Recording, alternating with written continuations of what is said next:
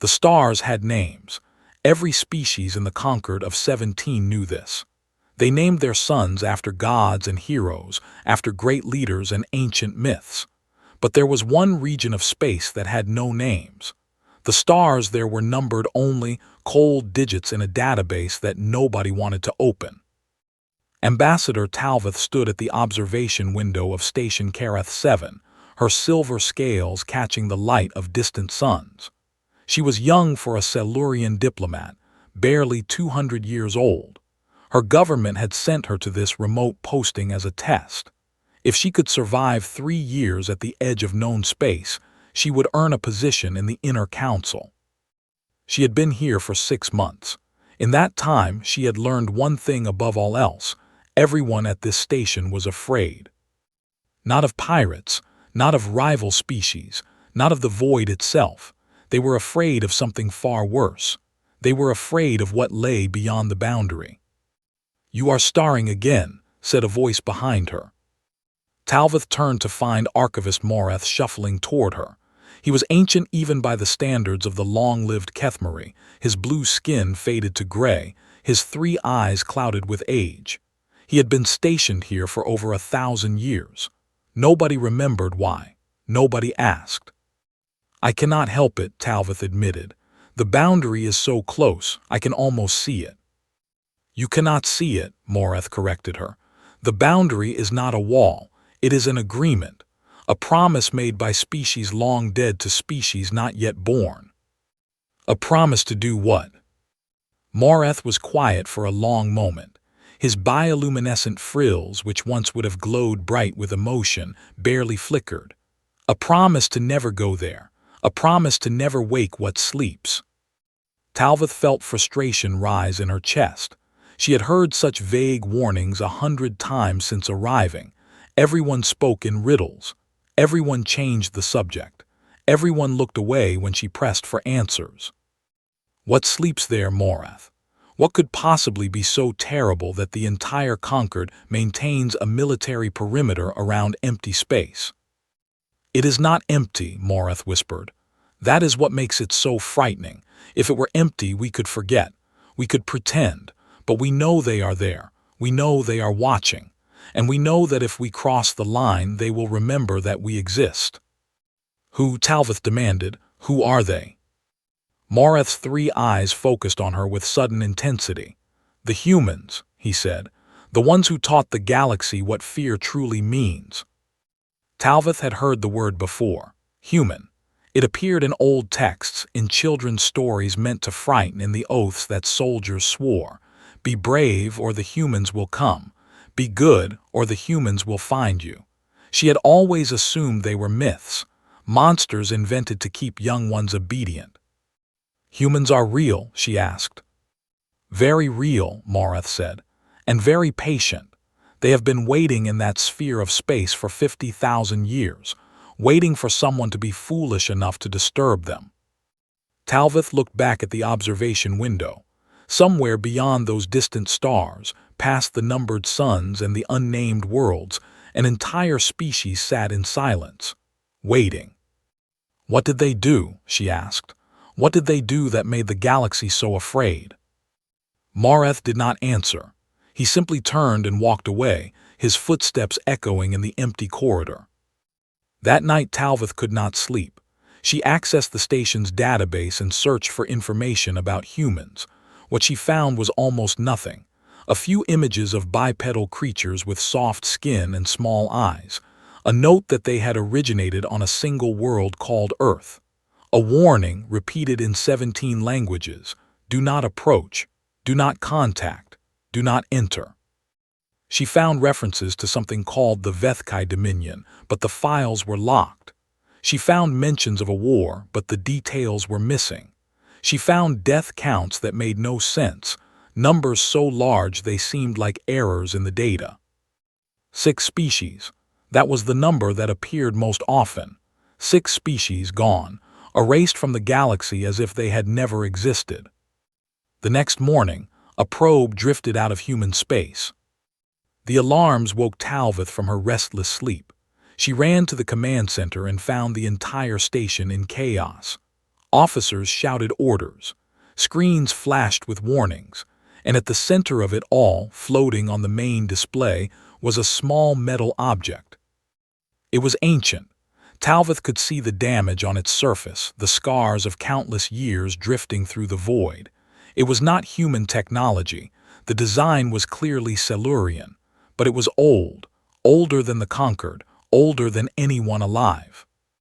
"It is one of ours," said Commander Vethnal, her voice shaking. "We sent probes into human space during the first century after the boundary was established. None of them ever returned." "Until now," someone whispered. The probe's data core was damaged, but the technicians managed to extract one file.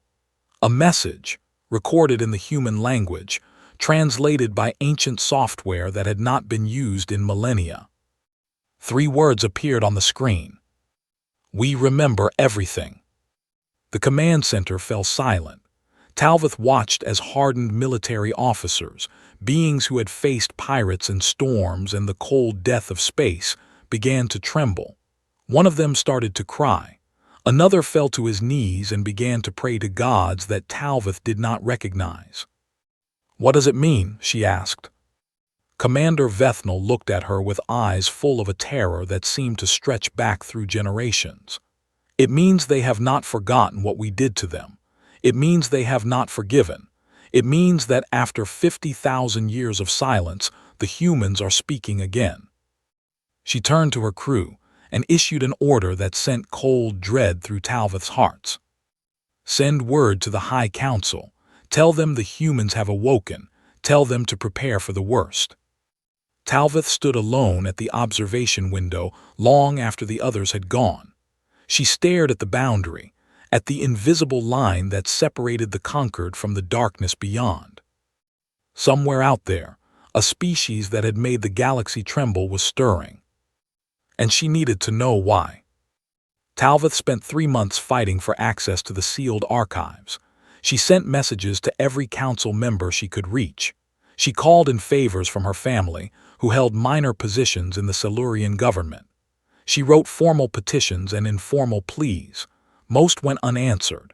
The few responses she received were polite refusals, wrapped in layers of diplomatic language that meant only one thing: no. But Talvith was stubborn. It was the trait that had made her a diplomat in the first place.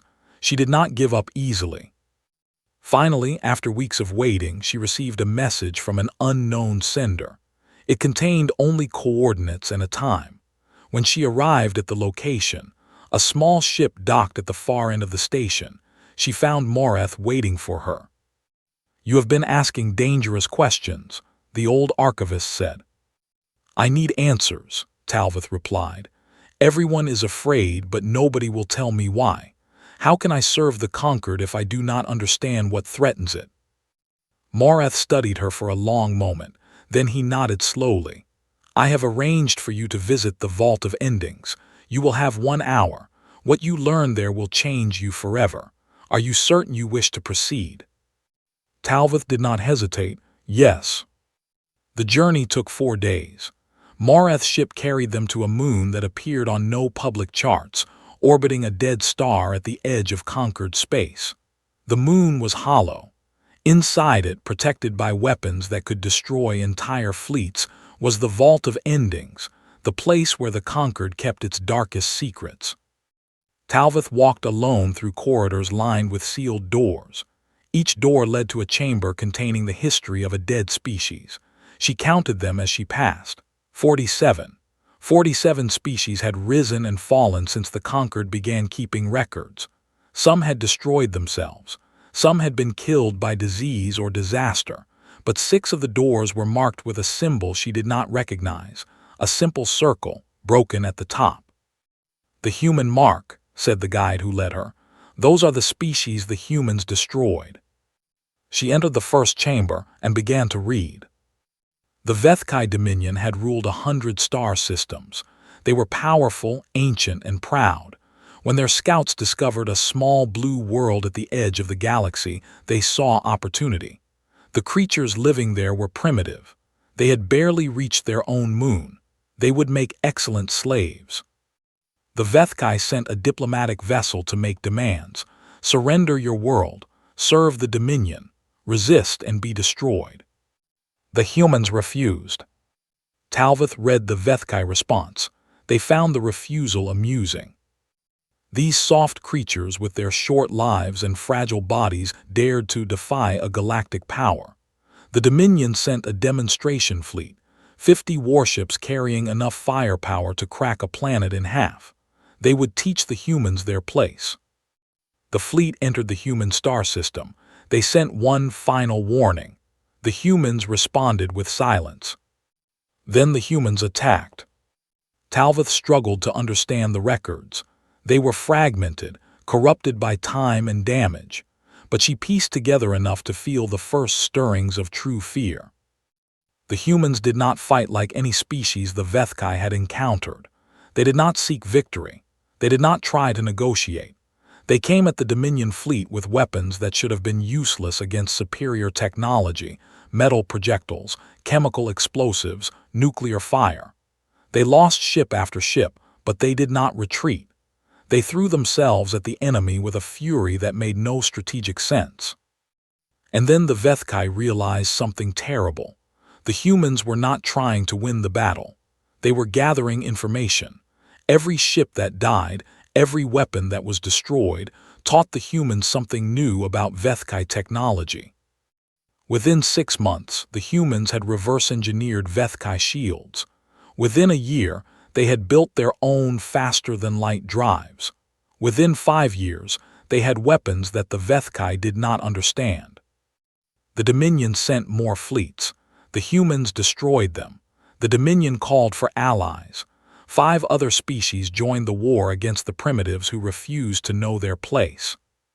Talvith moved to the next chamber, and the next, and the next. Each one told the same story. A species attacked the humans. The humans warned them to stop. The warnings were ignored, and then the humans responded with a violence that defied comprehension. They did not simply defeat their enemies. They hunted them. They chased the Vethkai across 10,000 light-years, destroying shipyards and colonies and homeworlds. When the Dominion begged for peace, the humans delivered terms that made Talvith's blood run cold. You wanted a war of extinction.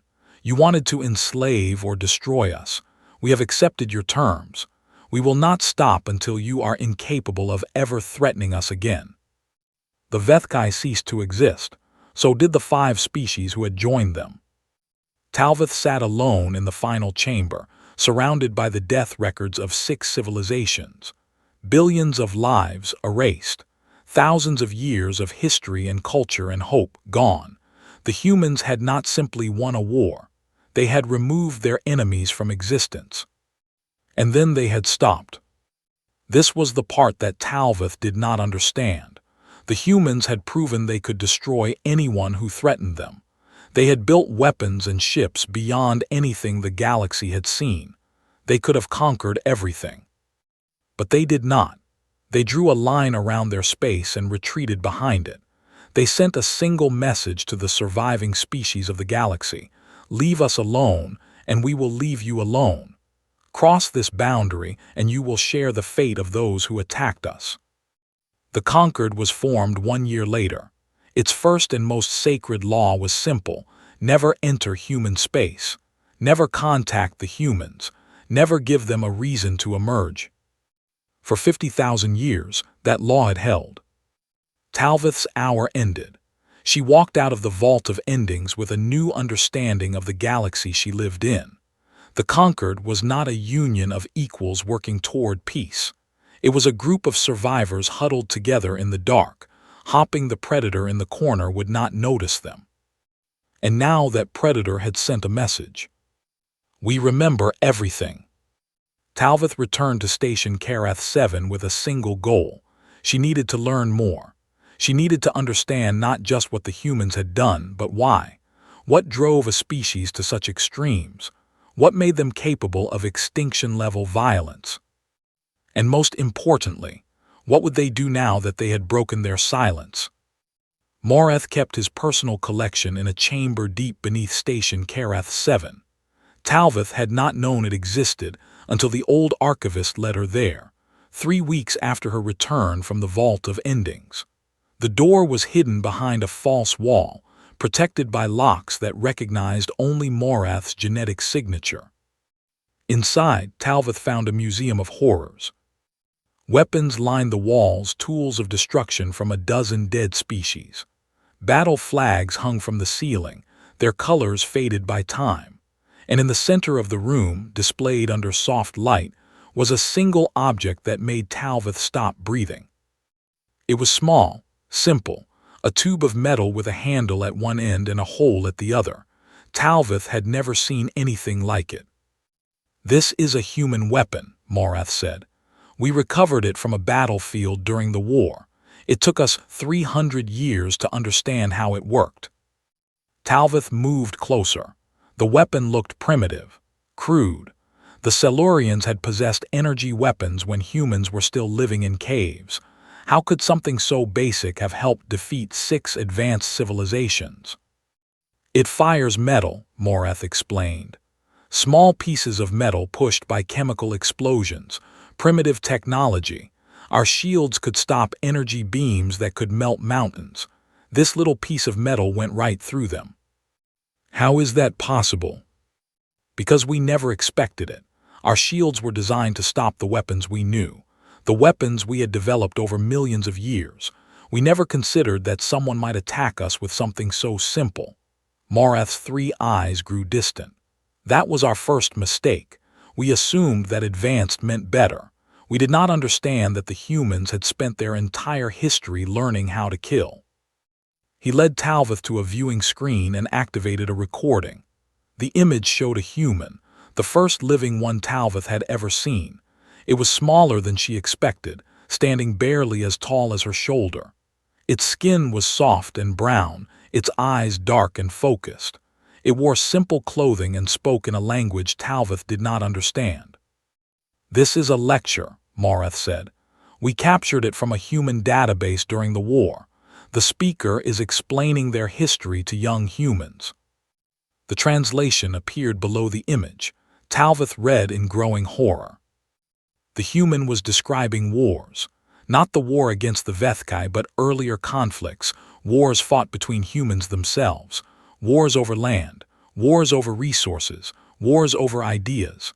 The numbers were staggering. Millions of humans had died fighting other humans. Entire cities had been destroyed. Weapons had been built that could end all life on their planet.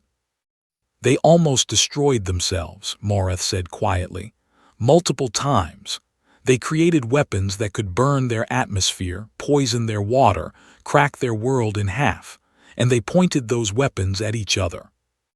Talvith could not comprehend it. The Silurians had fought wars, of course. All species did. But they were careful wars, limited wars, wars with rules and boundaries. You did not destroy what you might one day need. You did not risk your own extinction for the sake of victory. The humans had no such limits. "When the Vethkai attacked them," Morath continued, "we thought we were facing primitives. We were wrong. We were facing the most experienced warriors in the galaxy.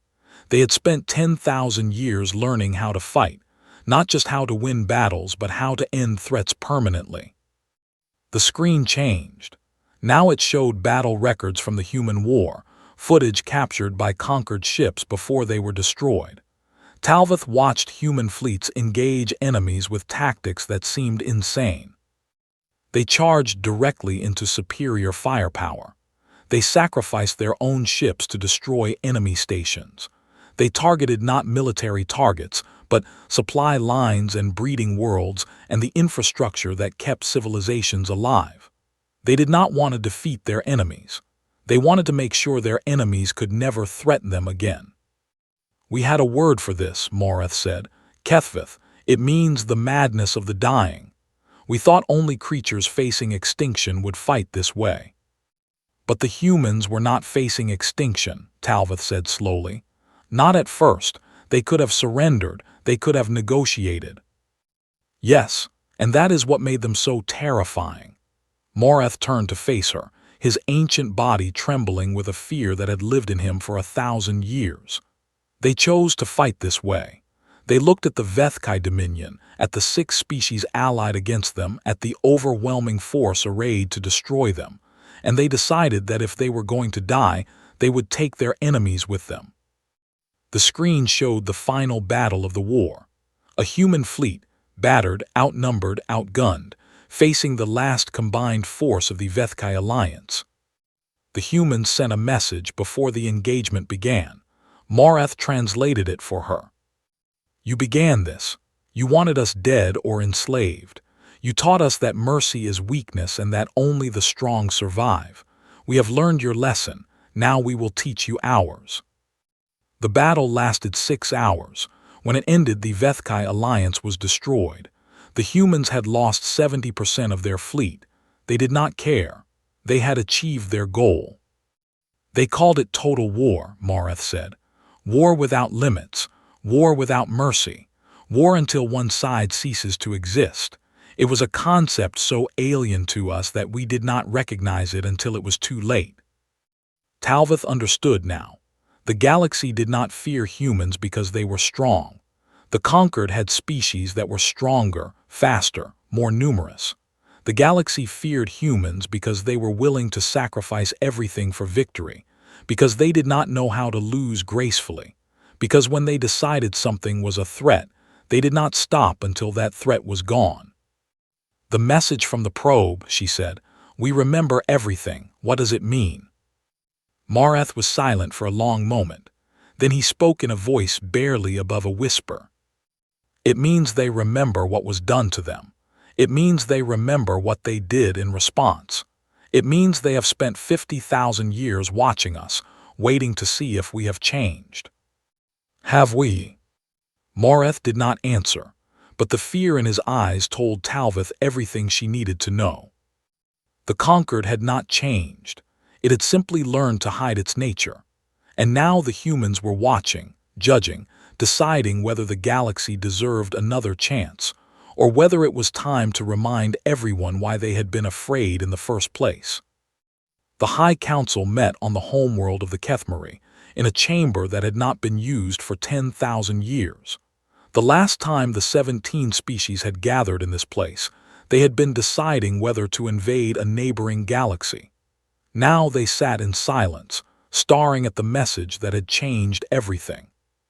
We remember everything. Talvith stood at the back of the chamber, one of hundreds of observers permitted to witness the proceedings. She had been summoned here because of her research. The council wanted to know what she had learned about the humans. They wanted to understand their enemy. But Talvith was no longer certain the humans were enemies. We must strike first, said High Commander Vethnal of the Silurian military. Before they emerge from their space, before they build their forces, we have had 50,000 years to prepare. Our fleets are ready. If we attack now together, we can end the human threat forever. You are a fool, replied Elder Marath, who had been granted a place at the table due to his knowledge of human history. The Vethkai thought the same thing. 6 species thought the same thing. Where are they now? That was long ago. We are stronger now. We have learned from their mistakes. Have you? Marath's voice was sharp. The humans have had 50,000 years to improve as well. Do you imagine they have been sleeping? Do you think they stopped building, stopped learning, stopped preparing? They knew this day would come. They have been waiting for it. The debate continued for hours. Talvith listened as generals argued for war and diplomats pleaded for caution. She heard fear disguised as courage and wisdom dismissed as cowardice. And through it all, one question remained unanswered. What did the humans want? Finally, the Supreme Chancellor called for silence. She was a Kethmari elder, nearly as old as Marath, her blue skin marked with the scars of 1,000 years of service. When she spoke, everyone listened.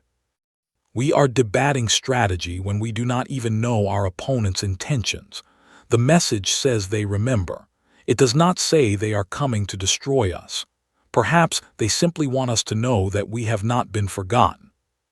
With respect, Chancellor, said Commander Vethnal, That is wishful thinking. Perhaps, or perhaps it is the beginning of wisdom. The Chancellor turned to face the assembly. Someone must cross the boundary. Someone must speak to the humans and learn what they want. Until we have that knowledge, all our planning is meaningless. Silence fell over the chamber. Crossing the boundary meant entering human space, the one act that the conquered had forbidden for 50 millennia. Whoever went might never return. Talvith stepped forward before she could stop herself. "I will go." Every eye in the chamber turned to her. She felt the weight of their attention like a physical force, pressing against her scales, making it hard to breathe. But she did not look away. "I have studied the humans more than anyone else here," she said. "I have read their history, learned their tactics, tried to understand how they think. If anyone can speak to them without provoking another war, it is me." The Chancellor studied her for a long moment. "You understand that you may be sacrificing your life." "I understand." "And you are willing to accept this risk." Talvith thought of the records she had read, the billions who had died, the 6 species erased from existence, the 50,000 years of fear that had shaped the conquered into what it was today. If she could prevent another war, her life was a small price to pay. "I am willing." 3 days later, Talvith's ship crossed the boundary into human space. She expected to be destroyed immediately. The records showed that humans did not hesitate, did not negotiate, did not give warnings. They simply acted. She braced herself for the flash of weapons, the screaming of alarms, the darkness of death. Nothing happened. Her ship traveled through empty space for 1 day, then 2, then 3. She passed systems that appeared on no charts, stars that had never been named by the conquered. And slowly, she began to realize something that made her hearts pound with a mixture of terror and wonder. Human space was not empty, it was full. She detected thousands of signals coming from every direction. Ships moved in the distance, vast vessels that dwarfed anything the conquered had ever built. Stations orbited worlds that glowed with the lights of cities. She was surrounded by a civilization so large and so advanced that it made the conquered look like children playing with toys. And they were ignoring her. Her sensors showed targeting systems tracking her ship. She was being watched, analyzed, studied, but no one intercepted her. No one attacked. It was as if they knew she was coming and had decided to let her pass. On the 4th day, she received coordinates. A single message, transmitted in her own language: "Come." She followed the instructions to a world orbiting a yellow sun. It was beautiful: blue water, green land, white clouds drifting across the sky. It looked like the images she had seen of the human homeworld, the place they called Earth. She landed in a field of strange plants with colorful tops. A single figure waited for her. It was a human, small, soft, fragile-looking. It smiled as she approached. A baring of teeth that she knew from her research meant welcome rather than threat. It wore simple clothes and carried no visible weapons. "Ambassador Talvith," it said in perfect Silurian, "we have been expecting you. My name is James. I will be your guide during your stay in human space." Talvith struggled to find words. She had prepared for battle. She had prepared for death. She had not prepared for kindness. "You know my name," she managed. "We know everything that happens at the boundary. We have been watching for a very long time." James gestured toward a nearby structure. "Please, come inside. We have much to discuss." As Talvith followed the human across the field, she realized that everything she thought she knew about this species was about to change. They were not monsters. They were not sleeping predators waiting to strike. They were something far more complex, and she needed to understand what that meant for the galaxy. Talvith spent 30 days among the humans. What she learned in that time changed her understanding of everything: the war, the silence, the fear that had gripped the galaxy for 50,000 years. James took her to cities that floated in the clouds and settlements that stretched across entire continents. She met humans of every age and appearance, beings who welcomed her with curiosity rather than hostility. She saw children playing in parks, artists creating works of strange beauty, scientists exploring questions that the conquered had never thought to ask. She saw no weapons, no military bases, no fleets preparing for war. "Where are your armies?" she asked James one evening, as they watched a sunset paint the sky in colors she had no words for. "Where are the ships that made the galaxy tremble?" "They exist," James said. "We have not forgotten how to fight. But we have chosen to focus on other things." "Why?" James was silent for a long moment. When he spoke, his voice was heavy with the weight of history. "After the war ended, we looked at what we had become. We had destroyed 6 species, billions of lives ended by our hands, entire cultures erased because they threatened us." He turned to face Talvith. "We won. We proved that we could be the most dangerous creatures in the galaxy, and then we asked ourselves, is this who we want to be?" Talvith did not understand. The conquered would have celebrated such a victory. They would have used that power to dominate, to expand, to ensure that no one could ever threaten them again. "You could have ruled everything," she said. "You had the strength, you had the will, why did you stop?" "Because winning was not enough." James pointed at the sky, at the stars beginning to appear in the darkness. Out there, every species that knew we existed was terrified of us. They saw us as monsters, and the worst part was that they were right. During the war, we became exactly what our enemies feared. We lost something precious, our belief in our own goodness. He fell silent, gathering his thoughts. "So we made a choice. We retreated to our own space. We stopped expanding, stopped conquering, stopped proving our strength. We focused instead on building something beautiful, on art and music and science and philosophy, on becoming the species we wanted to be, rather than the species the universe forced us to become." Talvith thought of the vault of endings, of the records she had read. "But the message you sent, we remember everything. It sounded like a threat." James smiled sadly. "It was not a threat, it was a test." "A test?" "For 50,000 years, we have watched the galaxy.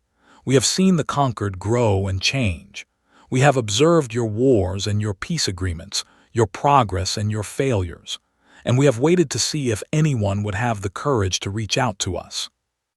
He looked at Talvith with eyes that held a depth of feeling she had not expected. "You came. You crossed the boundary not with weapons but with questions. You wanted to understand us, not destroy us. That gives us hope." The next morning, James took Talvith to meet the Council of Humanity. They gathered in a simple room. No throne, no ceremony, no display of power. Just a group of humans sitting in chairs, waiting to speak with her. The eldest among them was a woman named Sarah. Her hair was white and her face was lined with age, but her eyes were sharp and clear.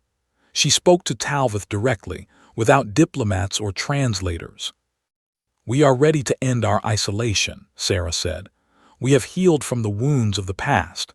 We have built a civilization we are proud of, and we believe it is time to rejoin the galaxy." Talvith felt hope rising in her chest. This was what the conquered needed. The humans were not coming as conquerors, they were coming as friends. "But," Sarah continued, and her voice grew hard, "we remember what happened before. We remember being attacked without warning by species who saw us as primitives to be enslaved. We remember what we were forced to become to survive." She leaned forward, and Talvith saw something in her eyes that made her scales tighten with instinctive fear. Not anger, not hatred, something colder, something that spoke of absolute certainty.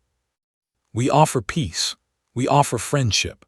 We offer knowledge and trade and cooperation. But we also offer a warning, and I want you to carry this warning back to your conquered with absolute clarity." Sarah's voice did not rise. She did not threaten or boast. She simply stated a fact. "We chose to stop. We chose mercy when we could have chosen domination.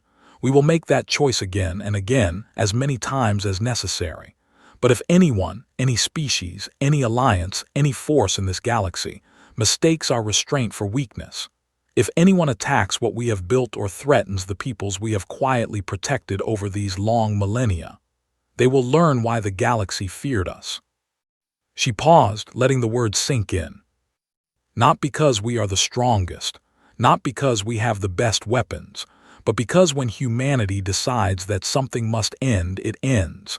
There is no negotiation, there is no escape, there is only the silence that follows. Talvith returned to the Concord 3 months later. She carried a message of peace, an offer of alliance, and a warning that she delivered exactly as it had been given to her.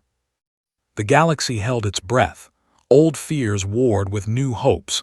Some species called for rejection of the human offer, others embraced it eagerly. The debates lasted for years. But in the end, the conquered accepted, not because they trusted the humans, not because they believed in peace. They accepted because they finally understood what the humans had been trying to teach them all along. True strength was not the ability to destroy. It was the ability to choose not to. The fear that had gripped the galaxy for 50,000 years did not disappear, but it changed. It became something closer to respect. The humans had proven they could be monsters. They had also proven they could be something better. And somewhere in human space, on a world that looked very much like Earth, a little girl asked her grandmother why the stars had been quiet for so long. The old woman smiled and pulled the child close. "Because we were healing," she said. "We did terrible things once, things we are not proud of. So we went away and we learned how to be good again. And now we are ready to try." "Try what, grandmother?" The old woman looked up at the sky, at the stars that had finally begun to shine with the lights of other civilizations reaching out in greeting. "To be friends," she said. "To show the galaxy that there is more to humanity than war. It will not be easy. Some will never trust us. Some will test us. But we will keep trying for as long as it takes." The child nodded, satisfied with this answer. She did not know the history. She did not carry the weight of old fears and ancient guilt. She only knew that the stars were beautiful and that her grandmother had promised a future full of wonder. It was enough. Outside, the first ships from the Concord entered human space for the first time in 50,000 years. They came not as invaders but as guests, not as enemies but as potential friends. The silence was finally over. And the fear still echoed in the memories of those who remembered the war, in the stories passed down through generations, in the warning that humanity had given with such quiet certainty. It would take centuries for that fear to fade completely.